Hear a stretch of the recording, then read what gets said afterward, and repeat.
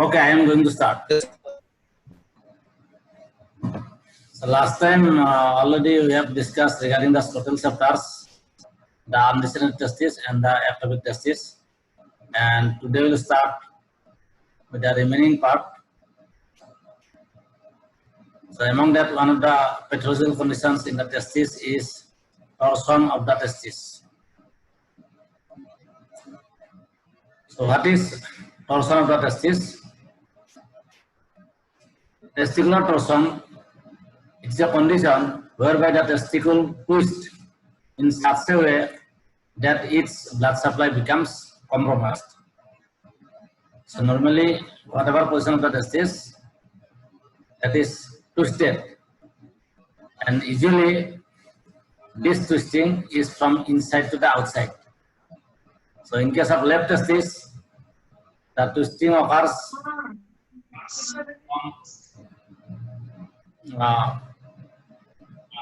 inside to the outside, that is anti-clockwise, whereas in the right side, the testis rotates in a clockwise manner. Means both the testis rotates outer directions. And these things you'll have to keep in mind regarding twisting for both the testis, because while treating by operations, then accordingly we'll have to rotate it. In case of left testis, if there is torsions, then it should be rotated in a clockwise manner. As it twisted in anti-clockwise, so it should be rotated in clockwise. Similarly, in the right testis, it rotates in clockwise towards the outside directions, and that's why it should be twisted, derotated as anti-clockwise, that is in a de-skewing manner. Now, this testicular torsion is usually one emergency conditions, otherwise in a previously normal healthy persons, it happens due to some of the predisposing factors, and there is every chance of gangrene, or even in case of chronic, whenever it leads to mild type of torsions, then it may lead to chronic type of ischemia, which will lead to atrophy of the testis. So whatever is the fate, but the testis becomes non-functioning. And to prevent these emergency conditions, may need a gangrene, because there is no time. Within a limited period of times, in an average 6 hours, we'll have to go for operations, exploration, and it should be derotated so that testis survives. Otherwise, if we late, then the prognosis of the operation will be also bad. Even we may have to go for orchidatal. So to prevent those things, this torsion of the testis, early diagnosis and early treatment is very important to save the testis. And again, remember, this torsion of the testis, even though it occurs in one side, but as the predisposing factors are mainly congenital, so it may occur, the defects are usually bilateral. So once testis may be compromised by doing orchidectomy on them, but later on the opposite testis may be also happen. So for that, at least prevention is to be done. Now, what are the predisposing factors of this torsion of the testis? Number one is inversion of the testis. If the testis is inverted congenitally in the scrotal sense, then the testis is highly susceptible for torsion. Then another is long mesorechiums. So whatever this mesenchymal tissue attaches from the testis to the epidermis or to the spermatic cord, if that is too long, then the testis is floating. In that case, it may rotate. Then another is undescended testis and ectopic testis, whatever we discussed earlier.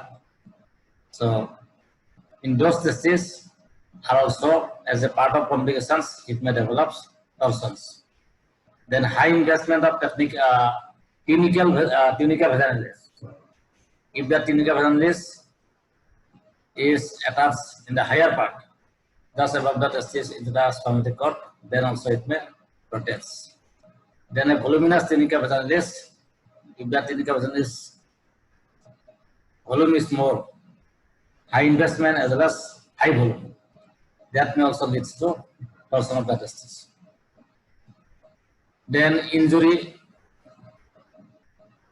may be blunt trauma, usually not penetrating, showing blunt trauma as a result of lifting heavy weight or cycling or other fall from height or horrors. The testis may rotate, twisted, and leads to torsions. Then there is ambient temperatures, that is mainly in the polar temperature, cold. So usually this torsion of the testis occurs during the cooler seasons, because even normally due to low temperatures the scrotum contracts, the dartos muscle contracts, and that may also help in torsion of the testis.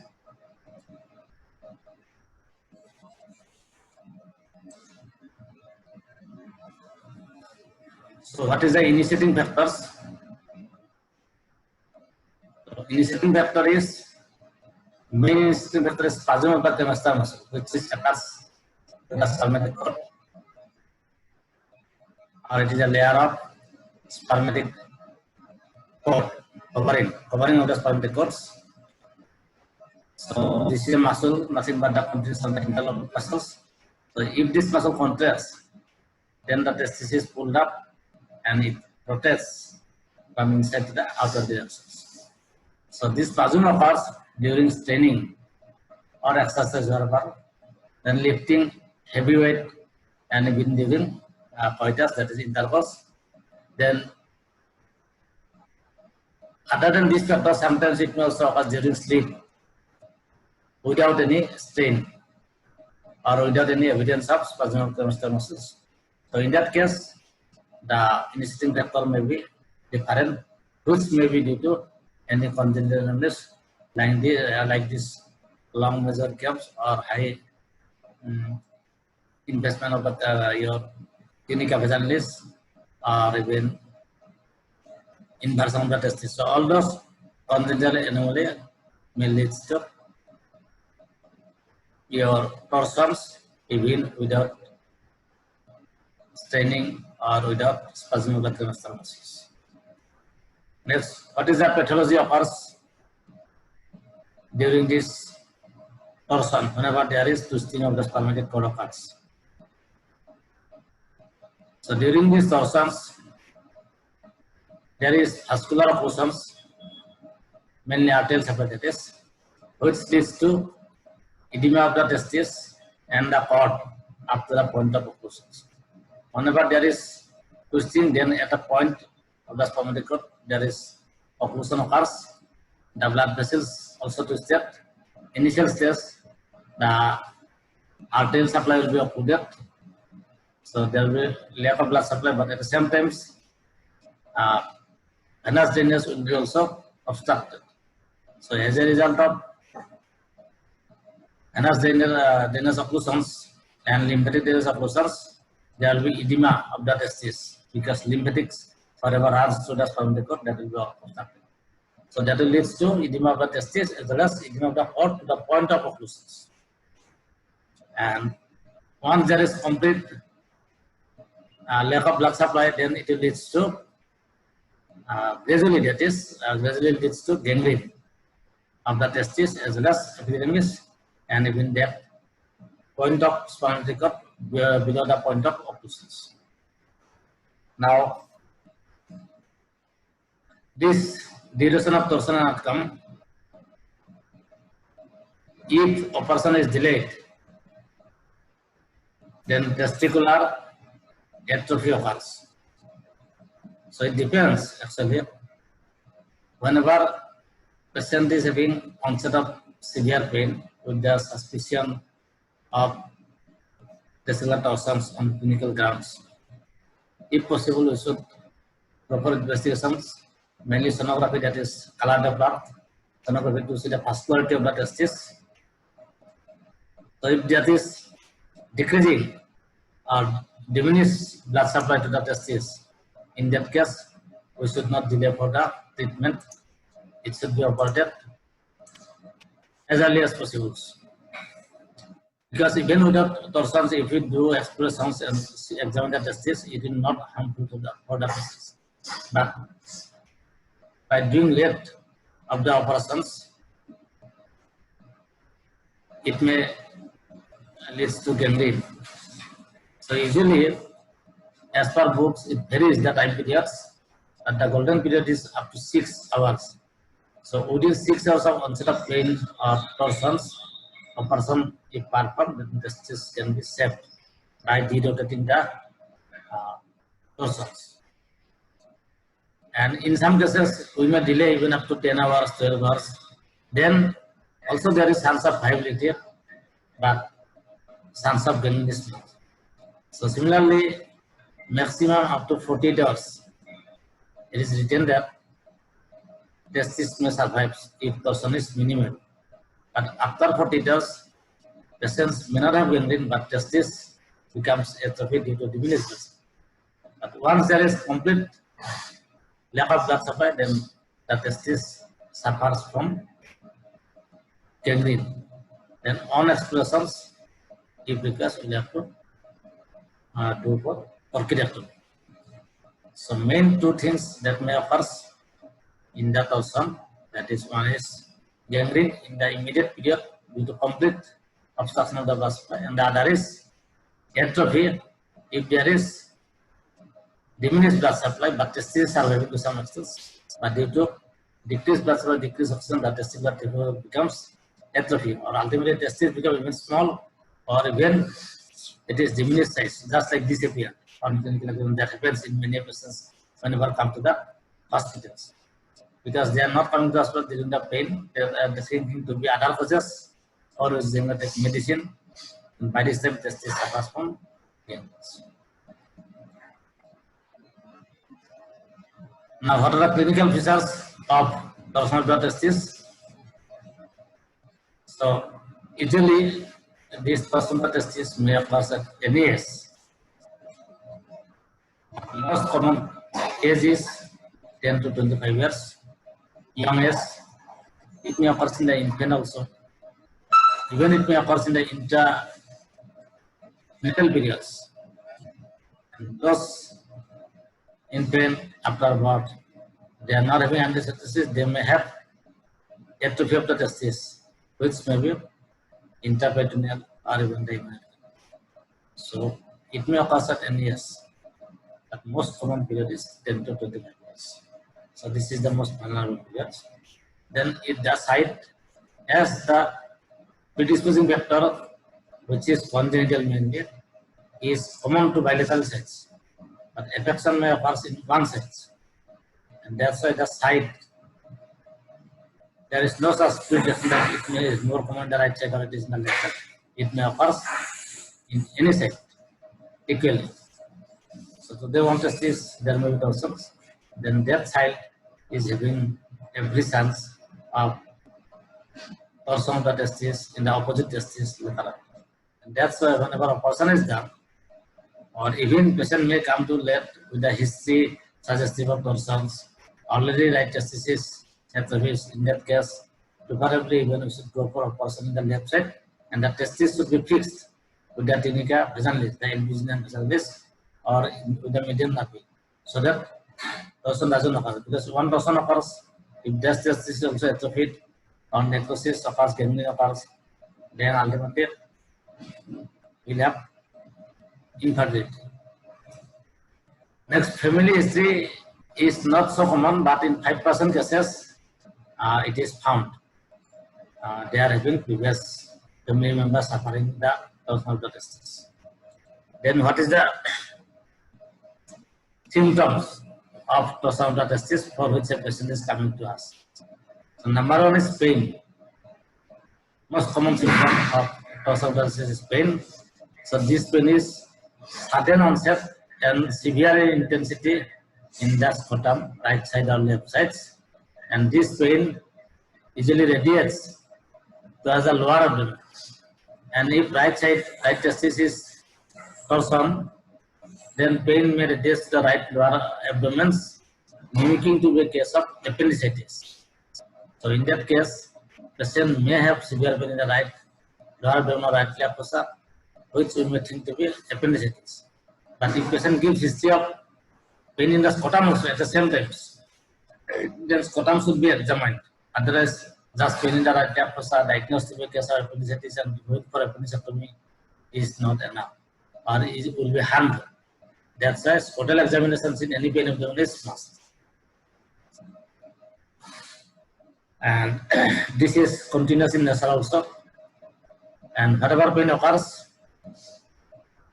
if we give a support to the scrotums, the pain will be exaggerated because this twisting or this torsion becomes aggravated. Whatever twisting occurs in the splenic cord, that will be more aggravating. But there are similar conditions in the scrotum, mainly acute epidermolysis, where patient is having also pain, or acute pain abdomen, means acute scrotal pains, and there if you support the scrotums with your hand or wearing a undergarments, then patient gets relief of the pains. So that is one important differentiative point in case of acute scrotal pain, to differentiate from the torsion and the acute epidermolysis. On support of the scrotums, if pain relieves, then it is a case of acute epidermolysis, and if pain exaggerated, then it is a case of, or it might be a case of torsion of the testes. Then there will be associated nausea as well as vomiting. That is not pathological to GIT, but that is due to reflex. Patient may have nausea and vomiting. And even scrotum on examinations, the skin, in most of the cases it is normal looking, but if patient comes little late, then due to this pain or the torsion of the spermatic cord, the scrotal skin may be reddish or mild edematous, which picture is also found in case of acute epidermolysis. So there also it will be difficult. Next, come for the local examinations of the scrotum. Initial stage, we may have found the scrotum is swollen because the venous drainage as well as lymphatic drainage of the testis is impaired, and it is tender. And gradually, after few hours, patient may also have pyrexia, which may even lead to their leukocytosis.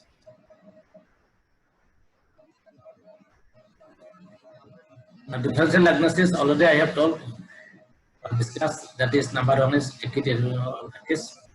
Whenever patient is having sudden severe onset of pain in scrotum, right side or left side, then many things may come in our mind other than torsions. But first we should think about the torsion, because if we do not do any interventions, then we may have to sacrifice the testis. So number one, acute epidermolysis, already I have told that on lifting the testis in the upper directions, in case of epidermolysis, pain will be relieved, but in case of torsion, it will be exaggerated. Second one is strangulated inguinal hernia. If hernia is suppose small, only a small loop of bowel is entering to the scrotum, it is strangulated, then also same thing will happen. Scrotum will be irreducible as well as tense and painful. Even impulsion cough or difficulty will be absent there. So that will be difficult. Only from the history we have to rule it out, because patient may give history of previous symptoms or suggestive symptoms of hernia. Then we can think to be a case of strangulated hernia, that is clinically, and by doing investigation, doing a sonography, it will tell whether testis is normal or abnormal, along with scrotum is having any contents like bowel or omentum, whatever. And once sonography tells it is case of strangulated hernia, then it should be treated accordingly, even like torsion of the testis, same emergency of us. And if there is no strangulated hernia, suggestive of testicular swellings along with twisting of the spermatic cords. But main thing is vascularity of the testis should be ruled out, whether it is normal or it is cut off by doing color Doppler sonography, which can detect. So investigation will rule out our diagnosis. Next one is MUMS orchitis. So as a result of MUMS, as a complications, orchitis occurs, but this condition is usually bilateral, not one sex. So bilateral orchitis occurs. Their whole testis will be swollen, painful, and that is not occurred so quickly. Gradually that symptom develops. And along with history of MUMS, swelling of the periodic disease. Then there is history of trauma. So whenever there is trauma, initially there may be small bleeding inside the testis or tunica vaginalis. So there may not be pain. But once there is huge amount of collection of the blood, then patient may have sudden onset of severe pains. So in that case, history of trauma will rule out. But again, we'll have to remember, because this trauma may lead to torsion of the testis also. So we'll have to rule out whether it is traumatic injury to the testis or it is just trauma has initiated the condition of your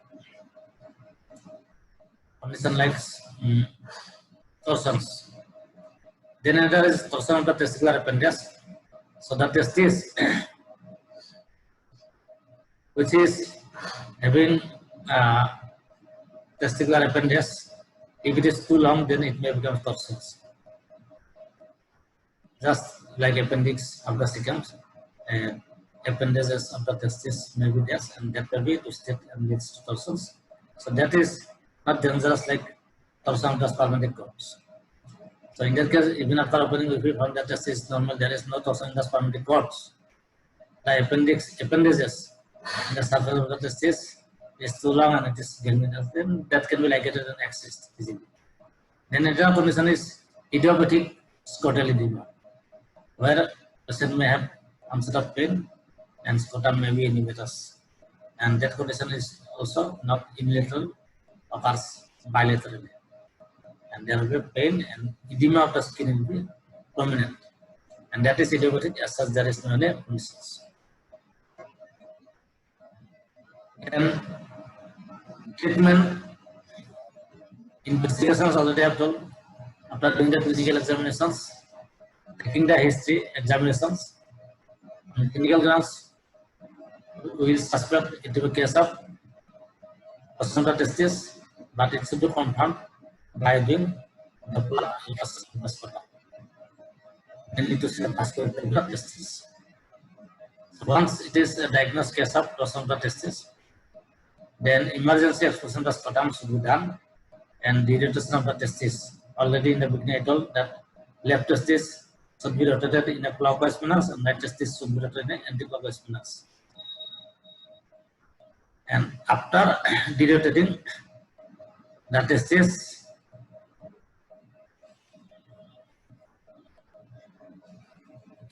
after the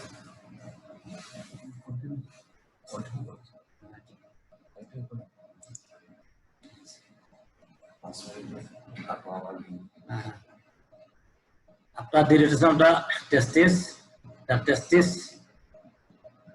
if it is surviving, we are doing it in a normal positions.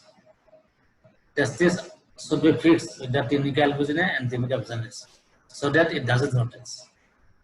And as this condition, torsion of the testis is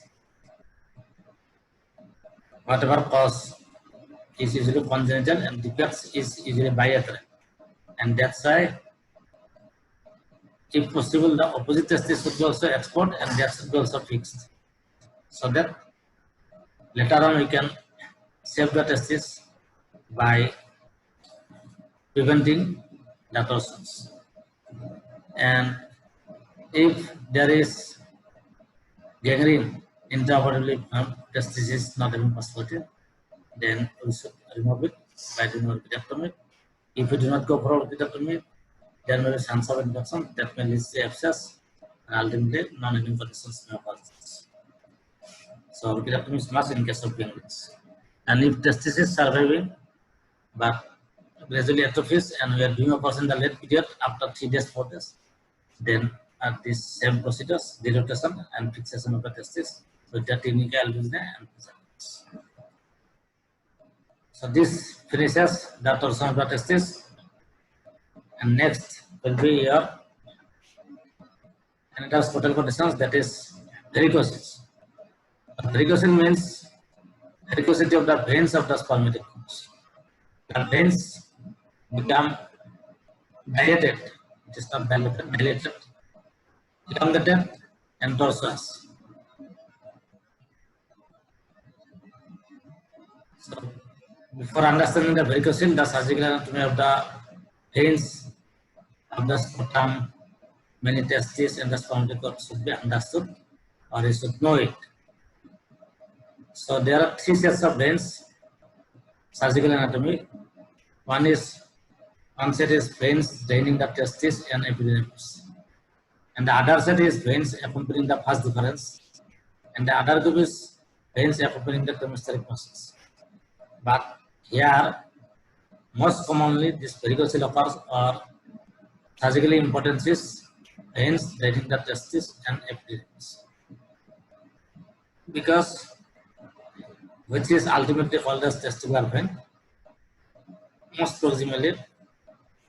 And even if we cut and negate this testicular vein, it doesn't affect the venous drainage of the testis, because it is bypassed. So the veins of the vas deferens or veins accompanying the cremasteric, mainly the cremasteric veins, take the upper hand of venous drainage of the testis. So here most commonly varicocele is found in case of testicular veins. Other veins are also affected, but with less incidence. So normally what happens, the venous drainage from the testis, there is a network of multiple veins in the testicular surface. After that, these veins enters in the spermatic cord in the very beginning with a minimum number of veins, that is 15 to 20 numbers of veins in the very beginning. And as it goes up, the number of veins reduces, it connects 2-3 vein connects and from others. So this ultimately, whenever it reaches to the deep veins, there is 2 main veins, tributaries of the testicular veins, and once it penetrates the deep rings, then both these 2 veins combines together, joins together, and leads to a single testicular veins. And these testicular veins drains right side into the inferior vena cava, just below the origin of the your draining of the renal veins. But left side, the left testicular vein doesn't drain to the inferior vena cava, it drains to the left renal vein. And due to this anatomical, not it is abnormality, it is variations. This is found in all cases, normally also. But due to venous drainage in the left testis to the left renal vein, then it go to the inferior vena cava. The conditions, varicocele is more common in the left side.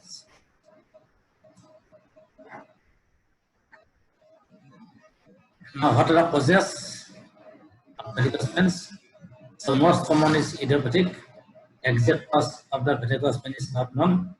Second one is absence or incompetence of valve in the proximal testicular veins. So proximal testicular veins, that is from the vena cava or renal vein sides, but it is singles. So there, these veins are having valves, but these valves may be absent, or even the valve is present, but these are incompetent. And that's why whatever venous drainage from the testis occurs, that is regurgitating downwards, just reflux of the blood, and ultimately the veins in the lower part of the venous systems, mainly over the testis or in the spermatic cord, becomes dilated due to stagnation of the blood, because blood cannot go up due to absence of valve, because those valves are usually unilateral directions. It can go inside, go up, but the blood cannot come down because of one-way valve. It can go up. Once the blood comes to regurgitate down, then the valve closed. That's why in normal person there is not varicocele. But if there is no valve, then the venous drainage will be defective. If there is valve but it is incompetent, blood is getting down. So this multiple sets of vein over the testes, which is 15 to 20 in numbers, just after the venous networks. So all that will be dilated due to state tension of the blood. So main defect thought that is congenital absence or incompetence of the valves of proximal testicular veins. Then it is seen most commonly in the tall, thin and visceral men. Observation just. Next one is left testicular vein. Even though there is normal valve or normal valves, but there may be blockage because of a hypernephron of the left kidney which is extending through the renal veins, and that will cause obstruction or blockage of the venous draining of the left testicular veins. If renal vein is obstructed, then ultimately testicular vein will be obstructed indirectly. So that is why the most common is varicocele in the left side. About 90% patients of varicocele are found in left side. Only in 10% patients it is in the right side.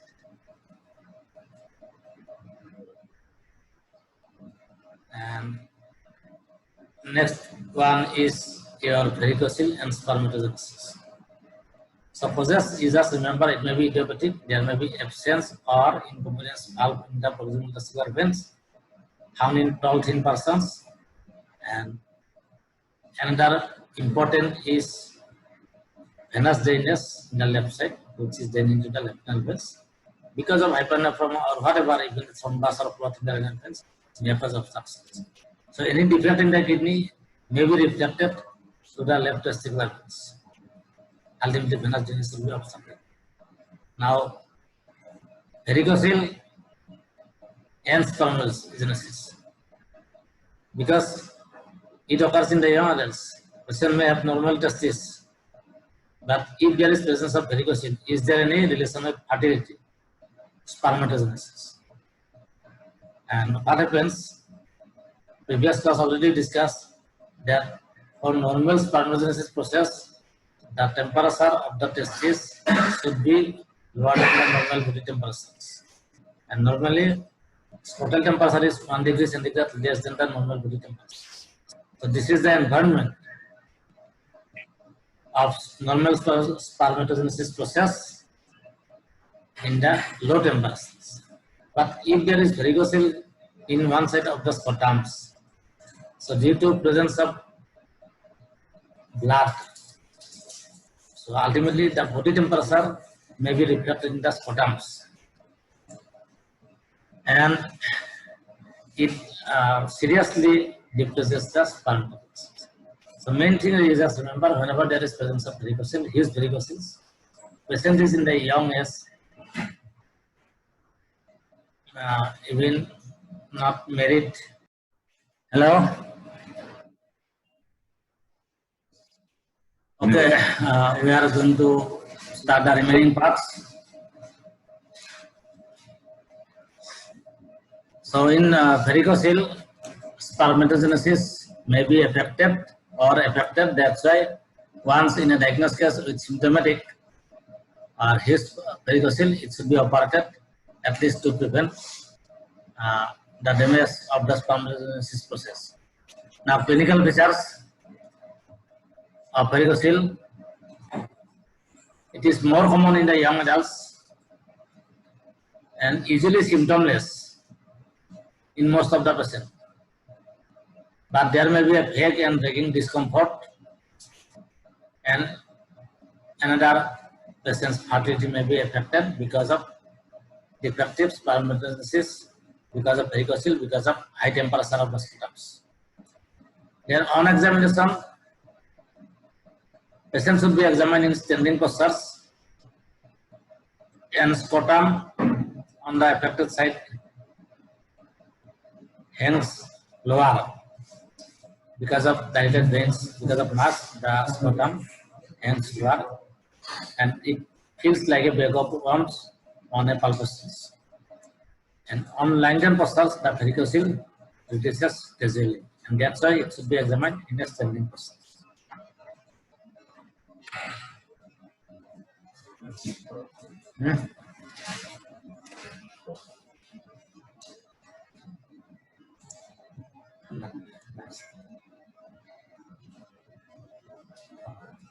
So, special investigations of varicocele. Normally, we will go for ultrasounds, but other than this, we have to go for IVP, CT scan of the abdomen as well as selective instruments, mainly to see any effect in the kidney. Because this varicocele may be a past presentation of a case of renal cell carcinoma or hypertension. So by doing IVP, by doing CT scan and selective angiography, we can rule out that. Otherwise, only for varicocele part, ultrasound is enough. So treatment as such, conservative treatment we can give mainly for asymptomatic patient where there is only mild varicocele, no any symptoms. In that case, we can go for scrotal support and reassurance. Second one is actually nowadays, which is most effective treatment, that is embolization of the gonadal veins, is the usual first line of interventions before going to surgery.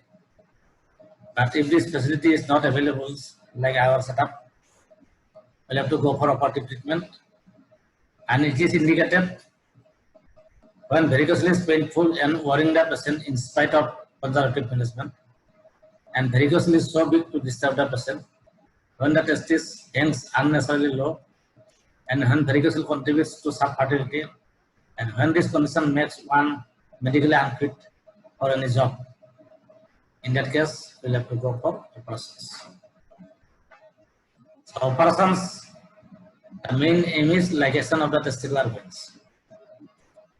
Testicular operation that is done through the inguinal approach, like hernia operations, spermatic cord is mobilized after dividing the spermatic fossa.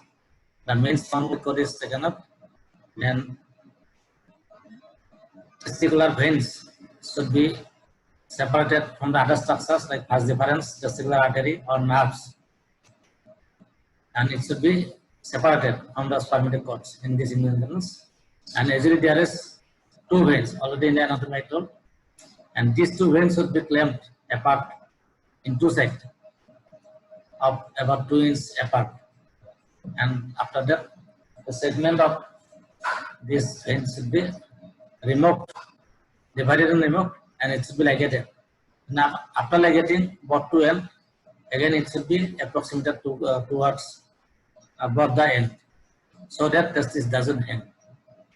So that is classical approach, mainly ligation and excision, a segment of the dilated veins, and thereby the regurgitation of blood from the proximal side is impaired. Then this operation we can go for scrotal approach, where directly we can dissect out the mass of varicose veins, and it can be ligated and excised. But this operation is not so beneficial like the classical operations, because there are multiple veins and there is chance of hemorrhage, and later on that may lead to hemorrhage. Next one is Paloma operation. Paloma operation is done like classical operation, but inguinal is incision is completely small at the level of the deep inguinal rings. Above the mid inguinal points, incision is made, deep inguinal ring is exposed, and thereby the inguinal ring is dilated by splitting the muscle fibers, and the testicular vein where it joins together and forms one vein. At that point, the single testicular vein should be ligated, and there no need to excise the veins. Only ligation of the single proximal testicular veins inside the deep inguinal rings. And last one approach is laparoscopic ligation of testicular veins also can be done. And next chapter that we'll discuss in short is hydrocele. And definition is that a hydrocele is an abnormal collection of serous fluid in the tunica vaginalis of the testis or within some part of the processus vaginalis. Not only the tunica vaginalis, there may be any part of the processus vaginalis. This fluid may be collected, and the fluid is serous fluid. So this hydrocele may be two types. One is primary or idiopathic hydrocele, where the cause is not known exactly, or no such definitive cause. And secondary hydrocele, where the accumulation of the fluid in the tunica vaginalis, it is secondary to some other causes like acute epidermolysis, like testicular malignancy, like chronic epidermolysis, seborrheic orchitis, or following trauma, there may be collection of fluid as a serous fluids.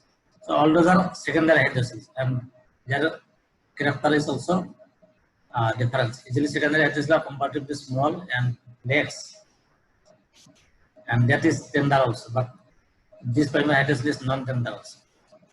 The primary or idiopathic hydrocele may be mainly 5 types. One is vaginal hydrocele, where fluid collection occurs in the tunica vaginalis. And other than this, any part or some parts of the processus vaginalis whenever fluid collection occurs, then the following types of hydrocele may occur. One is encysted hydrocele of the cord. Here what happens, processus vaginalis, what is normally closed. In this case, in the some parts, what above and distal part of the processus vaginalis is closed, and in between a part is better, their fluid collection occurs. That is encysted hydrocele of the cord. So this hydrocele is not in the testis, it is separate solid in submerged spermatic cord. In tender hydrocele, what happens there? The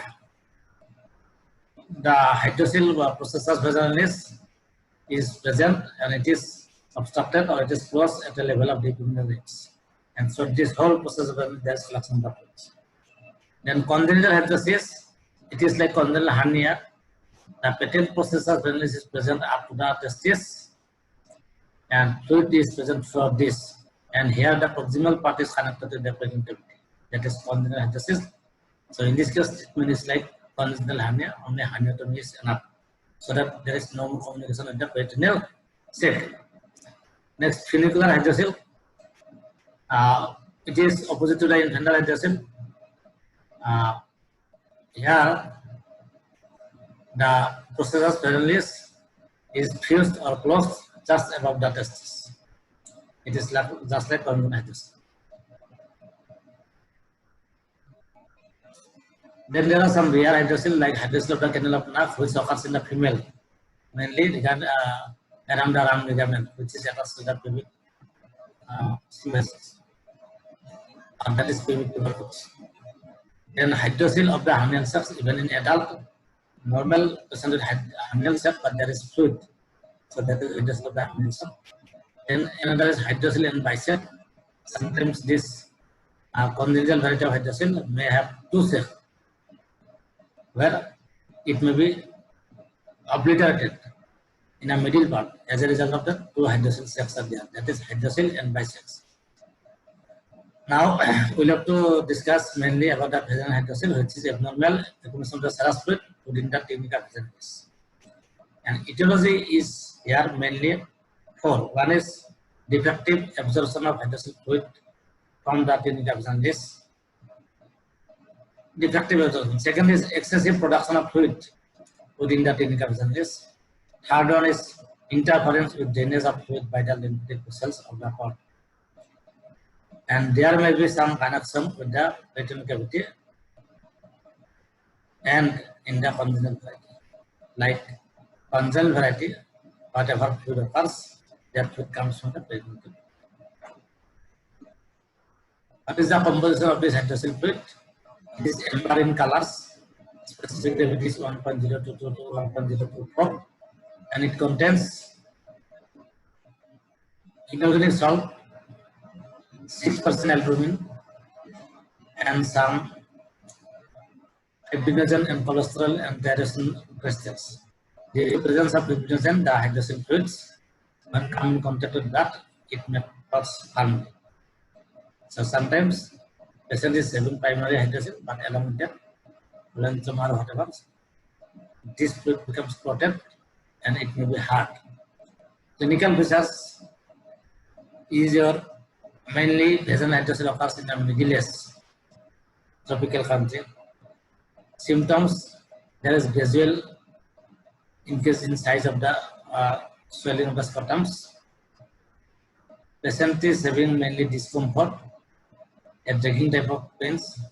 Otherwise, pain is less, but if there is secondary infected or if there is an histoptoma, in that case, there may be a vague and dragging pain may be there due to heaviness of the scrotums. If there is huge amount of collection droplets, then on examinations, we'll have to see the side, right side or left side, the size of the swellings, then skin surface, which is normally tense and shiny in a big hydrocele.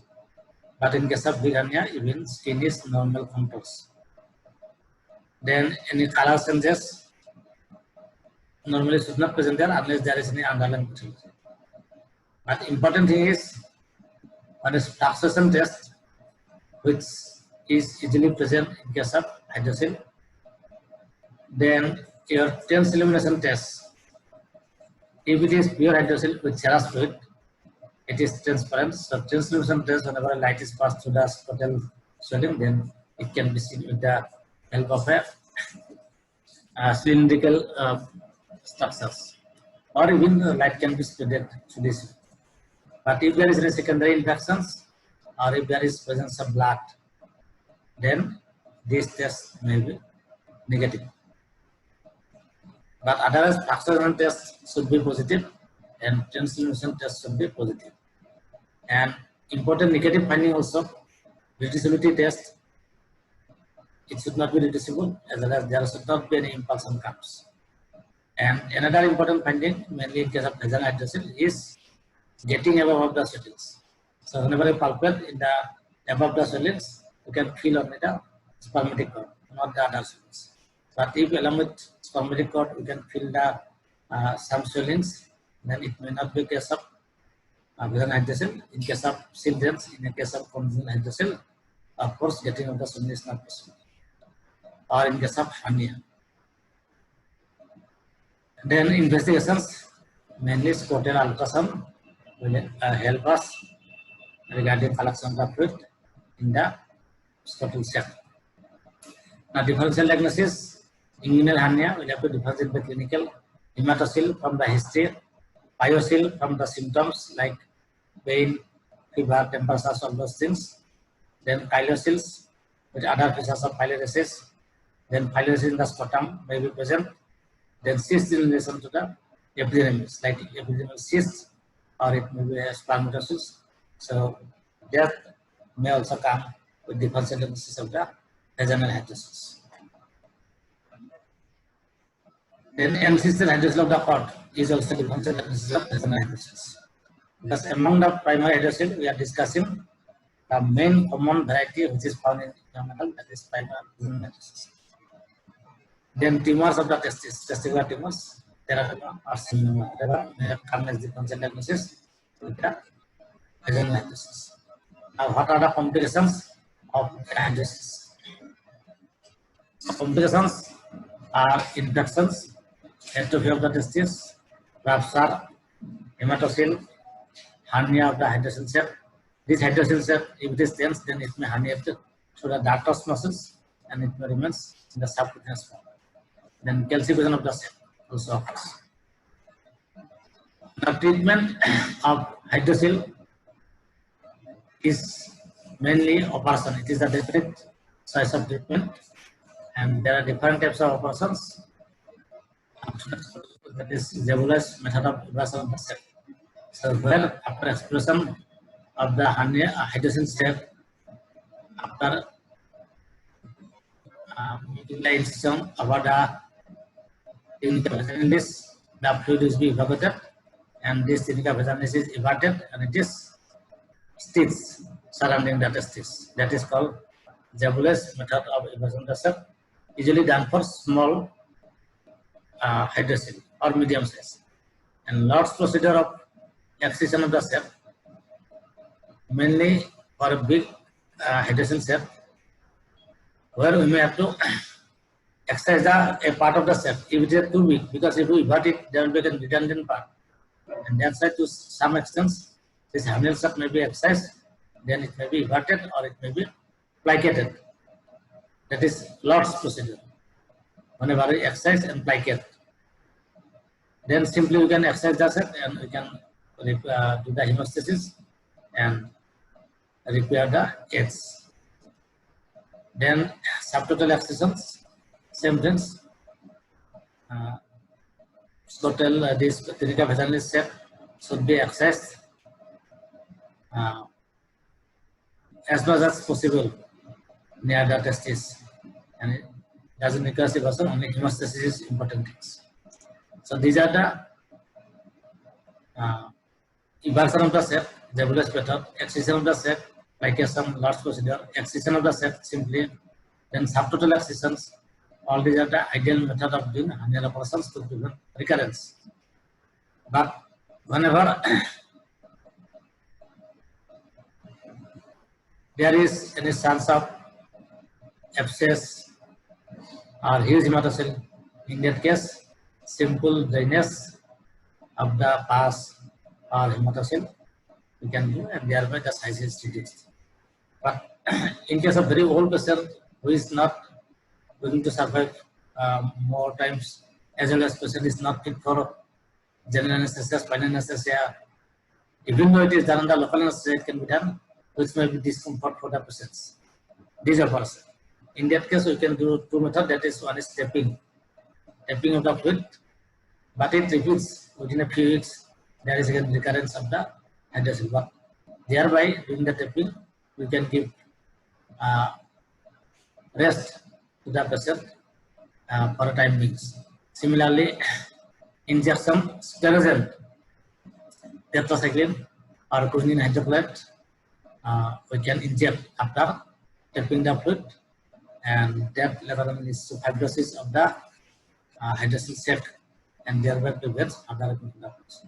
So this tapping and injection sclerosant we can use only in old debilitated patient who is not going to survive much more times, and just to give a comfortable to the patients, this procedure can be done.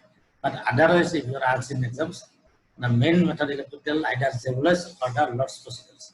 There are some other procedures also like Sorma's and Zahor's method, Indian procedures, where after exploiting the hydrocele set, after opening the tunica vaginalis, evacuating the fluid, and the testis is pulled out through this tunica vaginalis opening, and it is fixed in the subperitoneous in the dartos pouch,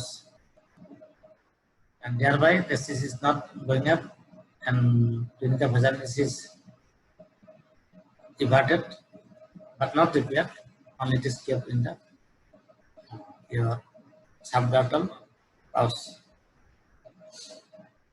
And this is mainly done in case of small hydrocele, not for big. That is Sorma's and Zahor's methods. What I have mentioned here, Indian method, Indian success. Okay, so this we have finished torsion of the testis, varicocele, and hydrocele, and this will finish today's class. And next time we'll discuss regarding the scrotums, the testicular tumor, and some rare conditions of the scrotums. Thank you.